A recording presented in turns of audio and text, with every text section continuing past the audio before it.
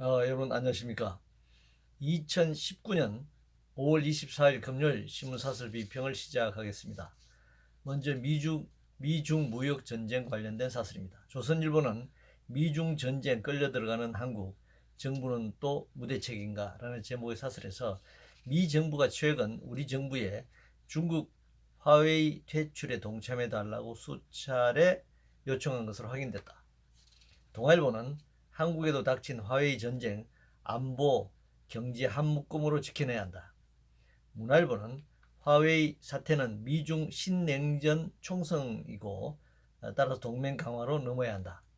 멜기신문은 미중 화웨이 전쟁 제2의 사드 사태로 번지지 않게 해야 한다는 제목의 사설에서 기업 간 거래에 개입 불가 등 원칙을 세워 치밀하게 대응해야 한다. 외교적 수단을 총동원해 미중 화웨이 전쟁이 제2의 사태로 이어지지 않도록 막아야 한다 이렇게 주장하고 있습니다. 중앙일보는 화웨이 사태 대응 한국의 국익이 최우선 가치가 되어야 한다는 제목의 사설에서 미국 화웨이 제품 수입 말라 요구에 대해서 섣불리 한쪽 손 드는 건 위험한 선택이다 그런 주장을 하고 있습니다. 지금 고래 싸움에 새우등 터지는 격이 지금 발생하고 있습니다. 조선 동아 문화는 한미동맹 관점에서 중미 무역 전쟁에 대응해야 한다는 입장을 필요하고 있습니다. 그러나 중앙과 매경은 어느 한쪽 일방적으로 손을 들지 않는 방식으로 대응해야 한다 이런 입장이죠. 군사 외교적으로 한미 동맹의 무게중심에 있지만 우리나라가 그러나 무역량에서는 중국과의 관계, 미국의 그 2배에 달하는 그 무역량을 갖고 있기 때문에 중국과의 경제적 관계라는 그런 어려움, 선택하기 어려운 에 처했습니다. 그러나 당연히 이번 아마 한미 정상회담이 열리면 트럼프는 문재인 대통령에게 중국을 버리고 미국을 선택할 것을 강요할 것입니다. 그리고 중국은 이미 이 사드 사태에서 롯데나 현대나 이렇게 중국에서 이제 추방시키는 그런 선례를 갖고 있기 때문에 미국의 입장에 선다면 우리가 그 화웨이를 비롯한 이 중간재 제품의 중국의 수출 이런 부분이 굉장히 어려운 국면에 처하게 될 것입니다. 그런 선택을 강요받을 때 우리가 어떤 전략으로 맞설 것인가 하는 것이 굉장히 중요한 그리고 굉장히 어려운 그런 상황이다 이렇게 얘기할 수 있겠습니다. 아이로 관련해서 멸경신문은 아이로 협약 비준 서두르는 정부 경영계 요구는 왜 묵살하나라고 주장하고 있습니다. 너무 늦었으니 서두르는 것은 당연한 일입니다. 아이로에 가입한 지 28년이 지났습니다. 144개국이 비준한 상황인데 아직도 이걸 뭉개고 있으니까 창피한 줄 알아야 합니다. 아마 미국과 일본이 주요 아이로 핵심 협약을 비준하고 있지 않으니까 한국도 당연히 비준 안 해도 된다 그런 생각을 갖고 있는지 모르겠습니다. 그런 면에서 아이로 핵심 협약을 비준하지 않는 한미일 삼각 동맹은 굉장히 미개한 동맹이다 이렇게 얘기할 수 있습니다. 국제적으로 무역 분쟁까지 불러일으킬 수 있는 상황이기 때문에 아이로 핵심 협약은 즉각 비준해야 한다 이렇게 생각합니다. 신도시 관련해서 조선일보는 졸속 신도시 반발로 총선 비상 걸리자 졸속 세금 퍼붓기라는 제목의 사설에서 일산 지역 신도시 주민들 반발에 광역철도공사 2023년 말까지 완공하겠다.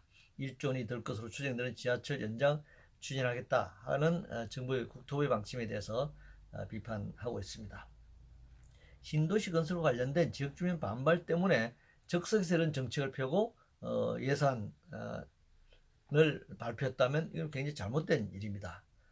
그러나 기존에 확정된 정책이라면 이건 뭐 발표할 수도 있을 것입니다. 그러나 내년 총선을 앞두고 여러 가지 지역 국회의원의 입장, 또 정부 여당의 입장, 정치적인 목적, 정치적인 입장이 당연히 있을 것이라고 생각합니다. 그러나 그것을 분리하기는 어렵지만, 그러나 기존의 정부의 토목 건축 계획, 정부의 재정 계획 이것과 또 최근에 주민들의 반발에 대해서 이를 무마하기 위한 그런 발표 차이에 어떤 간격이 있는지, 어떤 문제가 있는지 구체적으로 이걸 비판하고 지적하는 것이 필요하다 이렇게 생각합니다.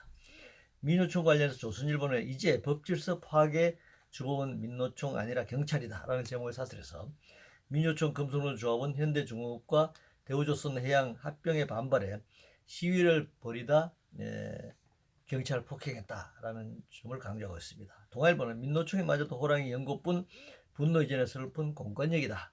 한국경신문은 조선 구조정 재뿌리는 무법노조 세계가 지켜본다는 제목의 사설에서 합병 저지 난동 막은 경찰 폭행 한국노조 해방구다. 7조 수혈 대우조선 노조 행패의 뒷짐 이르라고 살렸나. 노조 요구만 수용 아이로 비준 강행 기업들 정말 질린다 이런 이제 주장을 하고 있습니다. 먼저 대우조선 해양과 현대중공업 합병이 어떤 문제를 가지고 있는지 왜 노동자들이 밥을 불사고 상경투쟁을 벌이는지부터 말해야죠. 자원이 구조정과 먹튀를 방해하면서 벌이는 임금과 고용에 대한 공격이야말로 굉장히 구조적인 폭력입니다. 면담 요청을 했으면 당연히 응하고 대화를 해야 하는 것입니다. 이 무조건 불응하고 무시한 뒤에 충돌이 발생하면 무조건 노조가 폭력을 행사했다 이렇게 몰아가고 있는 것이죠. 거기다가 상급단체 민노총이라는 이유로 민주노총이 폭력을 행사했다 이렇게 몰아가는 조중동을 비롯한 수구자본 신문들의 의도는 분명합니다. 민주노총을 비난하고 민주노총에 대한 이념적 그런 공세를 계속하기 위한 그런 방편으로 이런 개별적인 사건들을 침소봉대해서 민주노총으로 끌어올려서 공격을 가하고 있는 것입니다. 당시 연행된 조합원 중 한 사람은 영장 실질 심사까지 받았고 사실 연행된 조합원들은 당연히 이 재판을 받게 될 것입니다. 재조사도 하게 될 것이고 재판을 받게 될 것입니다. 소득 분배 관련해서 한국경제신문은 소득도 분배도 다 놓친 소주성 더 고집할 이유 없다 라는 제목의 사설에서 1분위 최하위 20%의 가계소득이 5분기 연속 감소했다. 소득 상하의 격차는 5.8배에 달한다. 이는 글로벌 금융위기 당시 2008년에 5.81배 수준이다 라고 주장하고 있고 매일경제신문은 저소득층 근로소득 급감 이젠 뭐라고 변명할 건가. 문화일보는 소득주도 성장 마중물 아닌 밑빠진 독 확인됐다 라면서 문재인 정부의 소득주도 성장 정책을 비판하고 있습니다. 저도 개인적으로 지난 1년 넘도록 이 소득주도 성장이라고 하는 슬로건 자체가 틀렸다, 잘못됐다 제가 그렇게 주장한 바가 있습니다. 성장의 결과를 분배하는 정책이어야 합니다. 소득 분배 정책이어야지 소득주도 성장 정책이라고 하는 것은 맞지 않다. 제가 그렇게 주장한 바가 있습니다. 조세나 복지를 통한 소득 재분배 정책까지 중층적으로 분배 정책을 펼쳐야 하는 것입니다. 최저임금이 인상했기 때문에 일자리가 줄어들고 소득이 줄어드는 게 아니라 자본주의 체제가 경기순환 과정을 반복하는 과정에서 일자리가 줄어드는 현상이 당연히 반복적으로 나타납니다. 이게 실업 예비군이 바로 그런 것이죠. 이런 시기에 실업이 늘어나는 시기에 최저임금이 인상된 것과 맞물렸을 뿐이죠. 이 시기에 그러면 일자리가 줄어드는 경기 불황 시기에는 최저임금을 동결하거나 최저임금을 인하하면 일자리가 늘어나야 한다. 역으로 최저임금을 인상했기 때문에 일자리가 줄어들었다고 하면 반대로 최저임금을 동결하거나 인하하면 일자리가 급격하게 늘어나야 된다는 그런 논리가 되는 것인데 일자리가 줄어드는 시기, 실업이 확대되는 불황의 시기에는 최저임금 인상 인하가 거기에 일자리에 영향을 주지 않는다라고 말씀드릴 수 있습니다.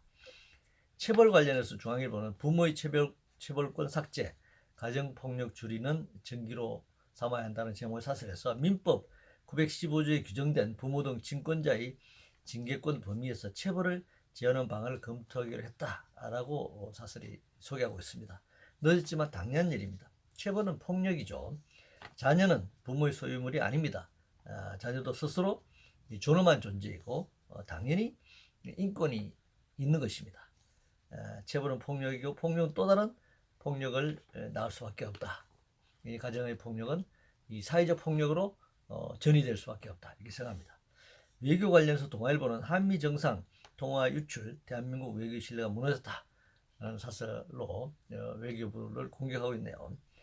규정에 따라서 당연히 관련자가 처벌돼야 할 것입니다. 그리고 한미 간 정상의 통화 내용이 어디까지 유출이 가능하고 어디까지 유출돼서는 안 되고 하는 부분들도 이번 기회에 좀 소상하게 그 기준이 알려졌으면 좋겠다 이렇게 생각합니다.